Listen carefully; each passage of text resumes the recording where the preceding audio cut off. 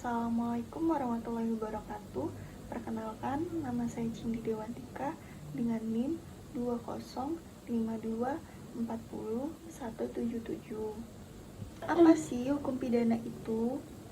Teman-teman, secara umum, hukum pidana bisa kita pahami dari dua sudut pandang, dalam artian sempit dan luas.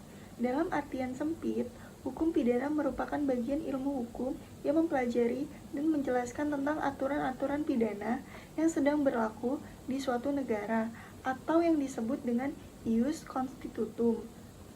Fokusnya ada pada hukum yang sudah ada dan sedang berlaku saat ini, misalnya aturan yang tercantum di dalam KUHP. Yang kedua, dalam artian luas, hukum pidana tidak cuma membahas soal pelanggaran terhadap norma hukum, tetapi juga menganalisis kenapa pelanggaran itu bisa terjadi, serta bagaimana cara mencegah agar hal tersebut tidak terulang. Dalam artian luas, itu juga membahas tentang pembentukan hukum pidana yang ideal di masa depan atau disebut dengan ius constitutum. Adapun jenis-jenis hukum pidana, secara garis besar, hukum pidana itu bisa terbagi menjadi dua jenis, yaitu hukum pidana umum dan hukum pidana khusus. Pertama, hukum pidana umum, yaitu hukum pidana yang tertuang di dalam KUHP Kitab Undang-Undang Hukum Pidana.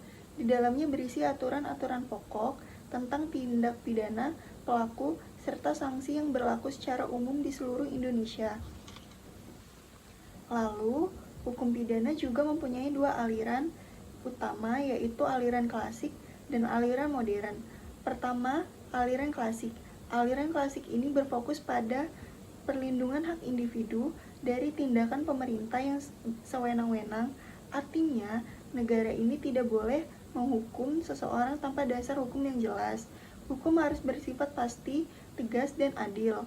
Contohnya, dalam aliran klasik, seseorang tidak boleh dipidana tanpa bukti dan proses hukum yang sah. Misalnya, jika seseorang dituduh mencuri, dia tidak bisa langsung dihukum tanpa melalui pengadilan dan pembuktian yang jelas. Jadi, prinsipnya adalah nullum crimen sine lege. Tidak ada kejahatan tanpa aturan hukum. Dan kedua adalah aliran modern. Aliran modern ini melihat hukum pidana tidak hanya untuk menghukum pelaku, tetapi juga untuk melindungi masyarakat dari kejadian dan mencegah pelanggaran hukum. Pendekatannya lebih manusiawi dan memperhatikan faktor sosial pelaku kejahatan. Contohnya, dalam aliran modern, jika seseorang mencuri karena kemiskinan, hukum tidak hanya menghukumnya, tetapi juga mencari solusi sosial agar tindak kejahatan serupa tidak terulang lagi, misalnya lewat rehabilitas atau pembinaan.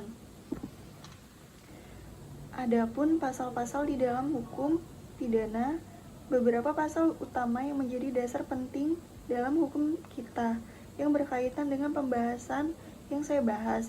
1. Pasal ayat 1 KUHP, tiada suatu perbuatan dapat dipidana kecuali atas kekuatan aturan pidana dalam perundang-undangan yang telah ada sebelum perbuatan itu dilakukan. Artinya, seorang tidak bisa dihukum kalau belum ada aturan hukum, jadi hukum tidak bisa boleh berlaku surut. Ia mencerminkan aliran klasik yang melindungi warga dari tindakan pemerintah yang sewenang-wenang. Contohnya, kalau ada tindak pidana baru yang belum diatur dalam undang-undang, pelaku tidak bisa langsung dipidana. 2. Pasal 55 KUHP, pidana sebagai pelaku tindak pidana, mereka yang melakukan, yang menyuruh melakukan, dan turut serta melakukan perbuatan itu. Artinya, pasal ini menjelaskan tentang siapa saja yang bisa dianggap sebagai pelaku tindak pidana, bukan cuma orang yang melakukan langsung, tetapi juga menyuruh atau membantu. Contohnya, kalau A menyuruh B mencuri, maka A dan B sama-sama bisa dipidana. 3. Pasal 44 KUHP, barang siapa yang melakukan perbuatan yang tidak dapat dipertanggungjawabkan kepadanya karena jiwanya cacat dalam pertumbuhan atau terganggu karena penyakit tidak dapat dipidana. Artinya, kalau seseorang tidak waras atau tidak mampu membedakan benar dan salah, maka dia tidak bisa dihukum. Ini menunjukkan sisi aliran modern yang memperhatikan kondisi pelaku lebih kemanusiawi. Contohnya, orang dengan gangguan jiwa yang melakukan tindak pidana bisa direhabilitas, bukan dipenjara. Teman-teman, dalam hukum pidana ada beberapa teori tentang tujuan pemidanaan, yaitu teori pembalasan, teori tujuan, dan teori gabungan. Masing-masing punya pandangan yang berbeda tentang untuk apa seseorang dijatuhi hukum. Mari kita bahas tentang teori pembalasan. Teori pembalasan atau teori absolut. Teori ini berpandangan bahwa hukuman dijatuhi semata-mata karena balasan atas kejahatan yang dilakukan. Artinya, orang ini dihukum karena memang pantas dihukum. Dalam teori ini, fokus bukan pada pencegahan, tetapi pada keadilan, membalas perbuatan salah dengan hukum yang setimpal. Contohnya, kalau seseorang mencuri, maka dia harus dihukum sesuai perbuatannya, bukan karena menakut-nakuti orang lain, tetapi karena dia telah bersalah. 2. Teori tujuan, atau yang biasa kita sebut teori relatif. Kalau teori pembalasan menekankan keadilan, teori tujuan ini lebih melihat fungsi sosial daripada hukuman. Tujuannya adalah mencegah kejahatan dan memperbaiki pelaku agar tidak mengulang perbuatannya. Jadi, hukumannya bukan cuma untuk membalas, tetapi juga mendidik dan menakut-nakuti orang lain supaya tidak berbuat jahat. Contohnya, orang yang dihukum penjara diharapkan bisa menyesal, berubah, dan tidak mengulangi kesalahannya lagi. 3. Teori gabungan. Teori ini merupakan perpaduan antara teori pembalasan dan teori tujuan. Artinya, hukumannya tetap sebagai balasan atas kesalahan, tetapi juga punya tujuan untuk memperbaiki pelaku dan melindungi masyarakat. Jadi, hukuman ini lebih sering dilihat lebih seimbang, ada unsur keadilan dan kemanusiaan. Contohnya, pelaku kejahatan tetap dihukum, tetapi juga diberi pembinaan dan rehabilitas agar setelah keluar dari penjara bisa tetap kembali ke masyarakat dengan baik. Dalam hukum pidana, kesengajaan atau objek dibagi menjadi 3 bentuk utama, yaitu 1. Kesengajaan sebagai maksud atau tujuan objek al-Oghmer. Ini adalah bentuk kesengajaan yang paling kuat. Artinya, pelaku memang berniat dan memiliki tujuan langsung untuk menimbulkan akibat dari perbuatannya. Contohnya, seseorang menusuk orang lain karena ingin membunuh, dia sadar, dia tahu, dan dia memang menginginkan akibat tersebut. Jadi, di sini jelas perbuatannya direncanakan dan disengaja sepenuhnya. 2. Kesengajaan dengan kepastian akibat objek bit zikr he. Bentuknya kedua ini terjadi ketika pelaku tidak bertujuan langsung menimbulkan akibat tertentu, tetapi dia tahu akibat itu pasti akan terjadi sebagai konsekuensi dari perbuatannya. Contohnya, seseorang meledakkan bom untuk membunuh satu orang, tetapi dia tahu pasti akan ada orang lain yang ikut tewas. Nah, kematian orang ini tetap dianggap dilakukan dengan sengaja karena pelaku sadar akibat pasti terjadi. Jadi, walaupun bukan tujuan utama, tetapi pelaku sadar akibatnya nggak bisa dihindari. 3. Kesengajaan dengan kemungkinan akibat objek bij moje. Bentuk ini lebih ringan dari sebelumnya. Pelaku tidak bermaksud menimbulkan akibat, tetapi dia sadar bahwa akibat itu mungkin saja terjadi dan tetap melanjutkan perbuatannya. Contohnya, seseorang menembak ke arah kerumunan orang lain hanya untuk menakuti, tapi dia ada yang tertembak dan meninggal. Walaupun dia nggak berniat membunuh, tetapi karena tahu resikonya bisa menyebabkan kematian, perbuatannya tetap dianggap sengaja. Jadi di sini pelakunya sadar akan risikonya, tetapi cuek dan tetap melakukan. 2. Kealpaan tanpa kesadaran.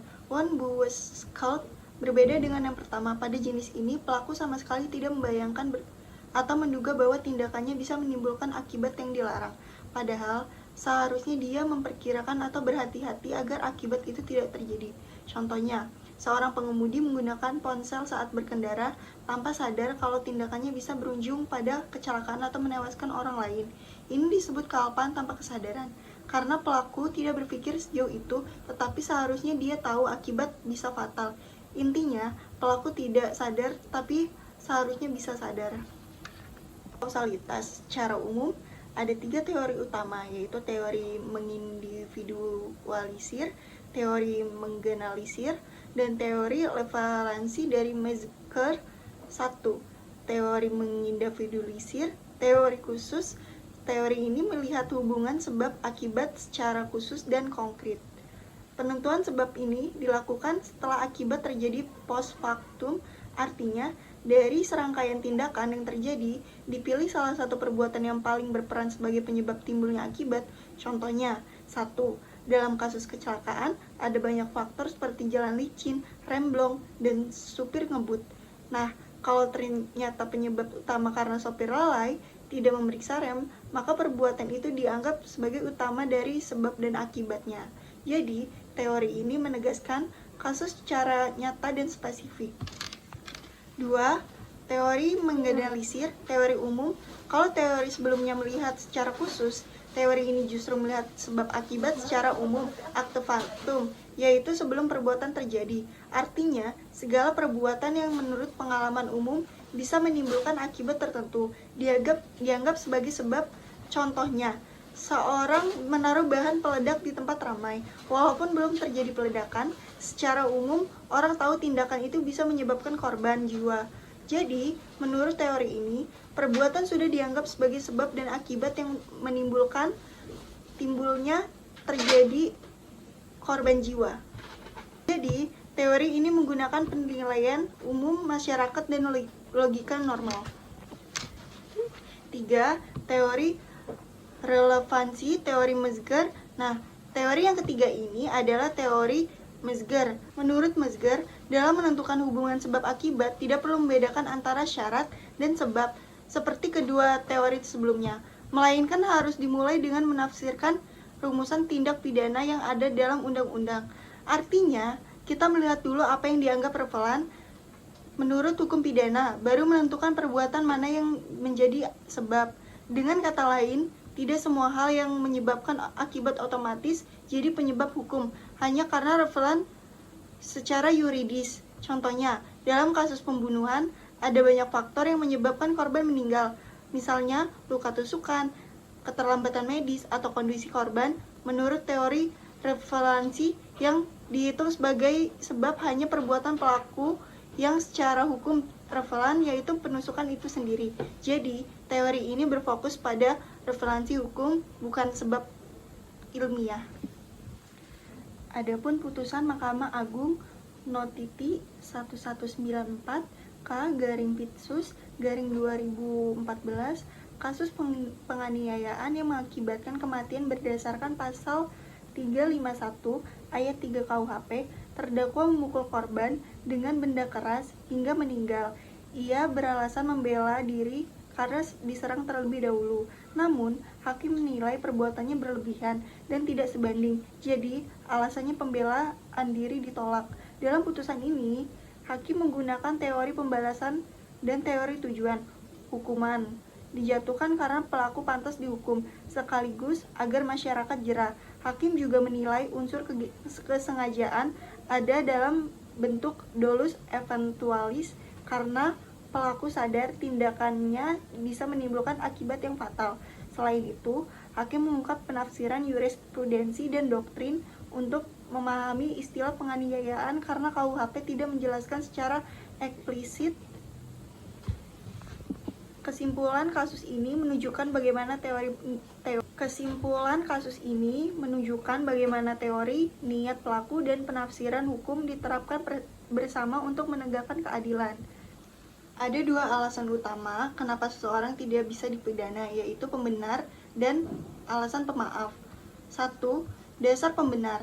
Dasar pembenar artinya perbuatan memang dilakukan, tetapi tidak dianggap salah oleh hukum karena ada alasan membenarkan. Contohnya, seseorang memukul orang lain untuk membela diri dari serangan. Ini termasuk pembelaan terpaksa, pasal 49 KUHP. 2. Dasar pemaaf. Dasar pemaaf artinya perbuatan salah, tapi pelakunya dimaafkan karena ada kondisi tertentu, misalnya tidak bisa mengendalikan diri atau tidak waras. Contohnya, seseorang dengan gangguan jiwa membunuh orang lain tanpa sadar, pasal 44 KUHP. Perbuatan tetap salah, tapi pelakunya tidak bisa dipidana karena tidak mampu bertanggung jawab. Jadi, yang dimaafkan adalah pelakunya. Seringkali kita harus menafsirkan istilah atau kata-kata dalam undang-undang biar maknanya jelas dan tidak salah paham. Nah, ada beberapa macam penafsiran hukum yang perlu teman-teman ketahui, yaitu 1. Penafsiran autentik. Penafsiran autentik adalah penafsiran resmi yang diberikan oleh pembuat undang-undang, artinya maknanya sudah jelas di dalam undang-undang itu tersendiri. Contohnya, dalam pasal 1, angka 2 KUHP dijelaskan apa yang dimaksud dengan tindak pidana. Ini disebut penafsiran autentik karena arti istilahnya langsung dijelaskan oleh undang-undang. Jadi, kita tinggal baca saja karena maknanya sudah ditentukan secara resmi. 2. Penafsiran menurut penjelasan. Penafsiran ini mengambil arti dari bagian penjelasan undang-undang, bukan dari pasal langsung.